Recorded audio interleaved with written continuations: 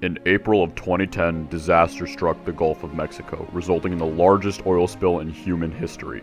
The Deepwater Horizon was a mobile drilling rig capable of operating in waters as deep as 10,000 feet. The rig was built by Hyundai Heavy Industries and owned by Transocean. In 2010, BP chartered the Deepwater Horizon to drill into an exploratory well in the Macondo prospect in the Gulf of Mexico. The rig was put in place without incident, but BP made many cost-saving decisions that ultimately resulted in the explosion of the Deepwater Horizon. An emergency shut-off valve was not implemented on the rig, as this would have cost the company an extra $500,000. From the company's perspective, the safety and environmental risk were outweighed by the economic benefits.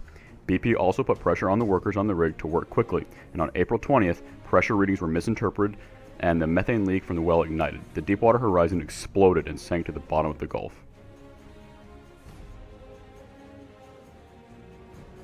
11 employees perished in the explosion, and their bodies were never recovered.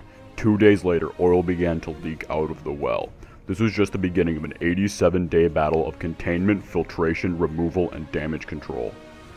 BP released a statement saying that the flow rate of the well was between 1,000 to 5,000 barrels per day, as determined by their in-house experts. On the contrary, the Flow Rate Technical Group estimated that the flow rate was actually 62,000 barrels per day, far greater than what BP wanted the public to believe. In an attempt to save $500,000, BP destroyed the marine ecosystem in the region and lost a total of $42.2 billion in fines and settlements. The Deepwater Horizon was not an economic jackpot like BP had hoped. Indeed, it was quite the opposite. Experts were flown in from all around the world in an attempt to remedy the situation. The three main methods for removing oil were combustion, offshore filtration, and collection for later processing. In the end, around 33 million gallons of tainted water was removed, which contained approximately 5 million gallons of oil. Containment domes were a means of collecting oil still leaking from the destroyed Deepwater Horizon. These involved dropping a dome onto the leak, which would then pipe the leaking oil up to the containment vessels. Although this technique had been successful in the past, the methane released from the deepwater drilling caused methane hydrate to form in the pipes, which sealed them and made it hard for oil to flow. Controlled burns were another technique for removing oil from the water. The oil that had floated above the water was ignited and allowed to slowly burn away.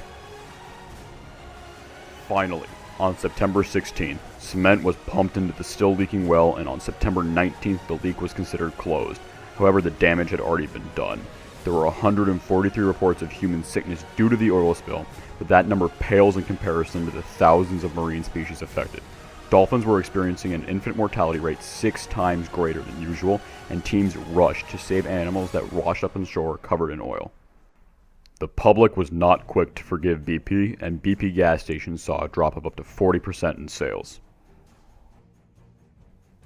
This whole disaster could have been avoided if BP had seen the potential risks of the Deepwater Horizon, but instead they were blinded by the prospect of economic advancement.